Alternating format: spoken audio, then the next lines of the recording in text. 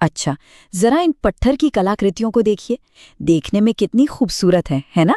पर ये एकदम खामोश हैं। ऐसा लगता है मानो ये एक पहेली हैं जो बस सुलझाए जाने का इंतजार कर रही हैं। तो चलिए मिलकर कोशिश करते हैं इसकी परतों को खोलने की। तो सबसे बड़ा सवाल यही उठता है कि आखिर इन पत्थरों में कौन सी कहानियां छिपी हैं। देखिए, ये सिर्फ पत्थर के बेजान टुकड़े नहीं हैं, ये एक पूरी की पूरी खोई हुई दुनिया के सुराग हैं। तो आइए एक जासूस की तरह इन मूर्तियों की जड़ तक पहुंचते हैं और इनके मतलब को समझने की कोशिश करते हैं। हमारी ये जो पड़ताल है वो इस बगीचे जैसी जगह से शुरू होती है जहां ये कलाकृतियां बिखरी पड़ी हैं। हर एक टुकड़ा एक बहुत बड़ी कहानी का हिस्सा है और हमारा काम है इन हिस्सों को जोड़कर उस पूरी तस्वीर को फिर से बनाना। तो चलिए पहले सुराग से ही शुरू करते हैं। जरा इस टुकड़े को गौर से देखिए, इस पे कितनी बारीक नक्काशी की गई है। इसकी ये जो बनावट है, इसकी जटिलता, ये हमें क्या बताती है? इसमें ये जो छोटे छोटे आले बने हैं ना, ये इशारा करते हैं कि ये किसी बहुत ही भव्य और महत्वपूर्ण इमारत का हिस्सा रहा होगा। अब हम अपना ध्यान खास तौर पर इस बात पर लगाते हैं कि वास्तुकला के ये टुकड़े हमें उस इमारत के बारे में क्या बता सकते हैं जिससे ये कभी जुड़े हुए थे। यकीन मानिए, हर खांचा, हर उभार अपने आप में एक कहानी कहता है। अरे वाह, यहाँ देखिए, एक और टुकड़े में भी हमें वही वास्तुशिल्प शैली फिर से दिख रही है। ये धारीदार बनावट और परतदार डिजाइन, ये एक खास तरह की इमारत की ओर इशारा कर रहे हैं जो उस दौर में बहुत आम हुआ करती थी। और तो और, इस तीसरे सबूत में भी भले ही ये टुकड़ा थोड़ा सरल लगे, हमें वही ऊपर की ओर पतला होता आकार और आधार पर नक्काशी दिखाई देती है।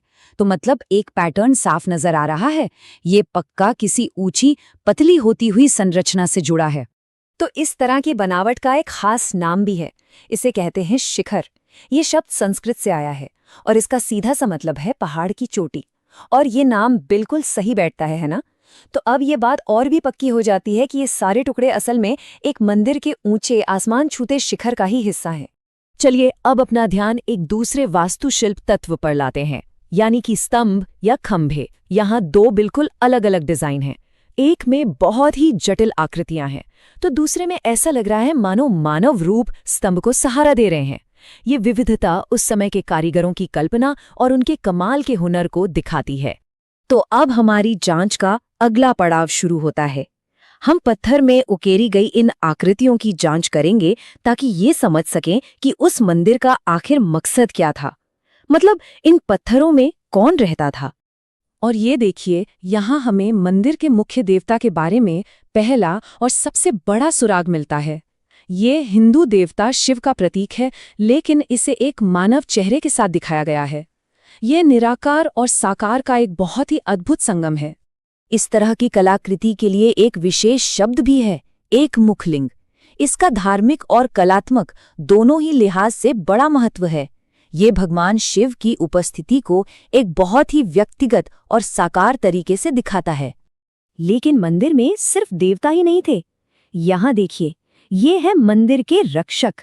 ये शक्तिशाली शेर जैसे दिखने वाले पौराणिक जीव हैं जो ताकत और सुरक्षा का प्रतीक माने जाते थे।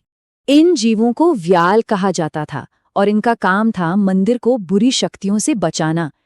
इनकी मौजूदगी इस बात को और पुख्ता करती है कि ये कोई आम इमारत नहीं, बल्कि एक पवित्र स्थान, एक मंदिर ही थी। ये शायद अब तक का सबसे जटिल टुकड़ा है। देखिए तो, ये एक सिंहासन या चौकी जैसा लगता है जिसके दोनों ओर रक्षक बने हुए हैं और ऊपर एक सुंदर पर्दे जैसी नक्काशी है। ये लगभग तय है कि इसे मंदिर के अंदर किसी मुख्य देवता की मूर्ति को स्थापित करने के लिए ही बनाया गया था।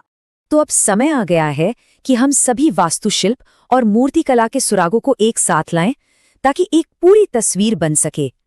तो अब तक हमने क्या क्या सीखा है? तो सारे सबूत क्या कहते हैं? हमारे पास एक शिखर के टुकड़े हैं, जटिल खंबे हैं, शिव का प्रतीक है और दिव्य रक्षक भी हैं। ये सारी कड़ियां मिलकर एक ही नतीजे पर पहुंचती हैं कि ये सब एक मध्ययुगीन हिंदू मंदिर के अवशेष हैं जो कभी अपनी पूरी शान और भव्यता के साथ यहाँ खड़ा था। ये पत्थर सिर्फ पुरानी चीजें नहीं हैं, ये एक गुजरे हुए जमाने की कला, उनकी आस्था और उनके जीवन से हमारा सीधा नाता जोड़ते हैं। हर एक नक्काशी उन लोगों के हुनर और भक्ति की कहानी कहती है जिन्होंने इसे तराशा था। और ये पूरा विश्लेषण हमें एक बहुत बड़े सवाल पर लाकर छोड़ देता है। आखिर इन टुकड़ों को समझना और सहेजना इतना जरूरी क्यों है? शायद इसलिए कि ये हमें हमारी सांस्कृतिक विरासत को और उन कहानियों को बचाने की याद दिलाता है जो वक्त के साथ बहुत आसानी से खो सकती हैं।